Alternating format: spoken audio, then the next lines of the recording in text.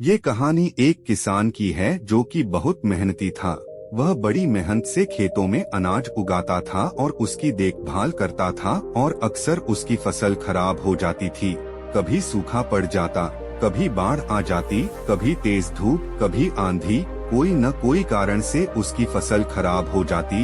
एक दिन किसान पेड़ के नीचे बैठकर अपनी बर्बाद हुई फसल को देख रहा था और तभी वह गुस्से में आसमान की तरफ देखकर ईश्वर से कहता है कि मालिक, लोग तुझे महान मानते हैं, सर्वज्ञानी मानते हैं, सबसे बड़ा मानते हैं, कहते हैं कि आप सब जानते हैं, लेकिन मुझे ऐसा लगता है कि आपको कुछ भी नहीं पता है। मुझे यह लगता है कि आपको तो यह भी नहीं पता है कि फसल कैसे उगती है।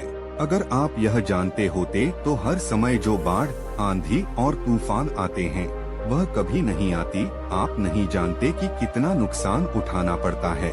हम किसानों को अगर मेरे हाथ में यह शक्ति होती कि जैसा मैं चाहूँ वैसा मौसम हो जाए, तो फिर आप देखना मैं फसल को कितने अच्छे तरीके से उगाता हूँ। तभी उतने में ऊपर से आवाज आई, मैं तुझे शक्ति देता हूँ, आज से तू जैसा चाहे वैसा मौसम करके अपनी फसलों की रक्षा कर सकता है। एक दो दिन गुजरने के बाद किसान ने फिर से अपने खेत में गेहूं की फसल उगाई। अब किसान के पास तो शक्ति थी, वह जैसा चाहे वैसा मौसम कर सकता था। तो किसान ने आंधी, तूफान, बाढ़ कुछ भी उसने अपने खेतों पर आने नहीं दिया। किसान ने अपनी फसलों को नष्ट होने से बचाया और उस साल उस किसान के खेत में ऐसी फसल हुई जो पहले कभी नहीं हुई थी।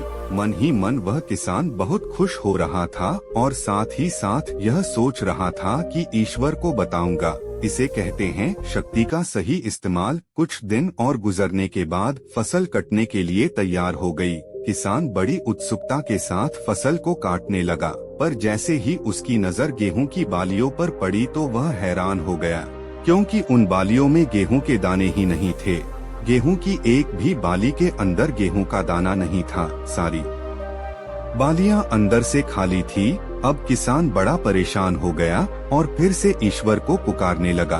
वह जोर जोर से चिल्लाते हुए यह कह रहा था कि शायद तूने मुझे कोई सजा दी है। तभी ऊपर से आवाज आई कि मैंने तुम्हें कोई सजा नहीं दी है, बल्कि इसके जिम्मेदार तो तुम खुद हो। तुमने अपने पौधों को संघर्ष करने का मौका ही नहीं दिया।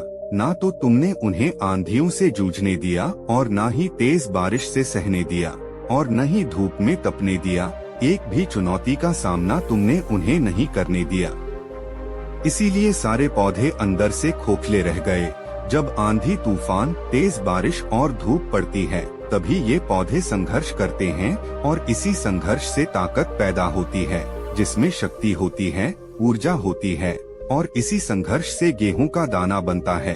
तूने उन्हें बुरे वक्त से गुजरने ही नहीं दिया जहां उनका जन्म होता। सारी बालियां इसीलिए खोखली रह गई क्योंकि तुमने अपने पौधों को संघर्ष नहीं कराया है।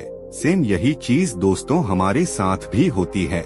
हमें यह सीख मिलती है कि बुरा वक्त जो होता है, जिसे लोग संघर्ष कहते हैं, स्ट्रगल कहते हैं, यहीं से एक इंसान की ग्रोथ होती है।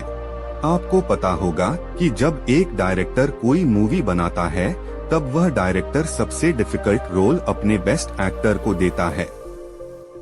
तो जब भी आपको ऐसा लगे कि आपकी जिंदगी में तकलीफें हैं, बहुत ज्यादा प्रॉब्लम है और आपकी किस्मत खराब है, तब खुश हो जाइए, क्योंकि उस ईश्वर ने ये सारी प्रॉब्लम आपकी लाइफ में क्यों दिया है, क्योंकि उसे पता है कि आप इन सबको पार करके आगे निकल सकते हो। और जरा सोचकर देखिए, अगर आपकी जिंदगी में कोई प्रॉब्लम ना हो, कोई संघर्ष ही न हो, तब जिंदगी जीने में मजा ही नहीं आता है।